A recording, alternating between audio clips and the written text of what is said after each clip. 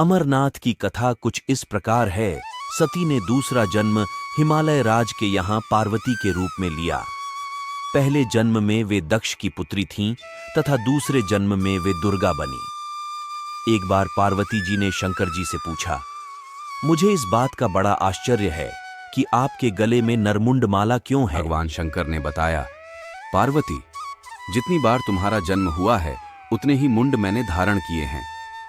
पार्वती बोली, मेरा शरीर नाशवान है, मृत्यु को प्राप्त होता है, परंतु आप अमर हैं, इसका कारण बताने का कष्ट करें। मैं भी अजर अमर होना चाहती हूं।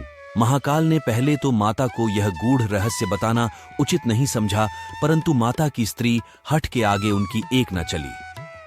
तब अंतवोगत्व्या महादेव शिव को मां पार्वती को अपनी साधना की अमर कथा, जिसे हम अमृतत्व की कथा के रूप में जानते हैं, इसी परम पावन अमरनाथ की गुफा में कही। भगवान शंकर ने मां पार्वती जी से एकांत व गुप्त स्थान पर अमर कथा सुनने को कहा, जिससे कि अमर कथा को कोई भी जीव, व्यक्ति और यहां तक कोई पशु पक्षी न सुन ले, क्योंकि जो कोई भी इस अमर कथा को सुन लेता वह अमर हो जाता। इस कारण शिव जी मां पार्वती को लेकर किसी गुप्त स्थान की ओर चल पड़े। सबसे पहले भगवान भोले ने अपनी सवारी नंदी को पहलगाम पर छोड़ दिया। इसीलिए बाबा अमरनाथ की यात्रा पहलगाम से शुरू करने का तात्पर्य। आगे चलने पर शिव जी ने अपनी जटाओं में चंद्रमा को चंदनवाड़ी में अलग कर दिया और गंगा जी को पंचतरणी में और कंठाभूषण सर्पों को शेषनाग पर छोड़ दिया। इस प्रकार इस पड़ाव का नाम शेषनाग पड़ा। आगे की यात्रा में अगला पड़ाव गणेश टाप पड़ता है। इस स्थान पर बाबा ने अपने पुत्र गणेश को भी छोड़ दिया था, जिसको महागुणा का पर्वत भी कहा जाता है।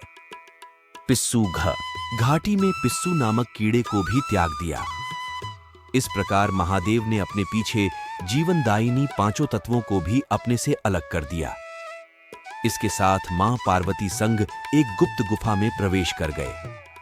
कोई व्यक्ति, पशु या पक्षी गुफा के अंदर प्रवेश कर अमर कथा को न सुने, इसलिए शिव जी ने अपने चमत्कार से गुफा के चारों ओर आग प्रज्वलित कर दी। फिर शिव जी ने जीवन की अमर कथा मां पार्वती को सुनाना शुरू किया। कथा सुनते सुनते देवी पार्वती को नींद आ गई और वह सो गई, जिसका शिव जी को पता नहीं चला। भगवान शिव अमर होने की कथा सुनाते रहे। इस समय दो सफेद कबूतर श्री शिव जी से कथा सुन रहे थे और बीच बीच में गूं गूं की आवाज निकाल रहे थे। शिव जी को लग रहा था कि मां पार्वती कथा सुन रही है और बीच बीच में हुंकार भर रही है। इस तरह दोनों कबूतरों ने अमर होने की पूरी कथा सुन ली। कथा समाप्त होने पर शिव का ध्यान पार्वती मां की ओर गया, जो सो रही थी। शिव जी ने सोचा कि अगर पार्वती सो रही है तब इसे सुन कौन रहा था। तब महादेव की दृष्टि कबूतरों पर पड़ी। महादेव शिव कबूतरों पर क्रोधित हुए और उन्हें मारने के लिए तत्पर हुए। इस पर कबूतरों ने शिव जी से कहा कि हे प्रभु, हमने आपसे अमर होने की कथा सुनी है। यदि आप हमें मार देंगे तो अमर होने की यह कथा झूठी हो जाएगी। इस पर शिव जी ने कबूतरों को जीवित छोड़ दिया और उन्हें आशीर्वाद दिया कि तुम सदैव इस स्थान पर शिव पार्वती के प्रतीक चिन्ह के रूप में निवास करोगे। अतः ये कबूतर का जोड़ा अजय अमर हो गया।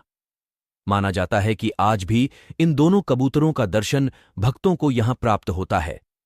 इस तरह से यह गुफा अमर कथा की साक्षी हो गई व इसका नाम अमरनाथ गुफा पड़ा, जहां गुफा के अंदर भगवान शंकर बर्फ के निर्मित शिवलिंग के रूप में विराजमान है। पवित्र गुफा में मां पार्वती के अलावा गणेश के भी अलग से बर्फ से निर्मित प्रतिरूपों के दर्शन किए जा सकते। इस पवित्र गुफा की खोज के बारे में पुराणों में भी एक कथा प्रचलित है कि एक बार एक गडरिये को एक साधु मिला, जिसने उस गडरिये को कोयले से भरी एक बोरी दी, जिसे गडरिया अपने कंधे पर लाद कर अपने घर को चल दिया। घर आकर उसने बोरी खोली तो वह आश्चर्यचकित हुआ, क्योंकि कोयले की बोरी अब सोने के सिक्कों की हो चुकी थी। इसके बाद वह गडरिया साधु से मिलने व धन्यवाद देने के लिए उसी स्थान पर गया जहां पर साधु से मिला था, परंतु वहां उसे साधु नहीं मिला, बल्कि उसे ठीक उसी जगह एक गुफा दिखाई दी। गडरिया जैसे ही उस गुफा के अंदर गया तो उसने वहां पर देखा कि भगवान भोले शंकर बर्फ के बने शिवलिंग के आकार में स्थापित थे। उसने वापस आकर सबको यह कहानी बताई और इस तरह भोले बाबा की पवित्र अमरनाथ गुफा की खोज हुई। अगर आप भी अमरनाथ यात्रा करना चाहते हैं तो कमेंट में हर हर महादेव अवश्य लिखें।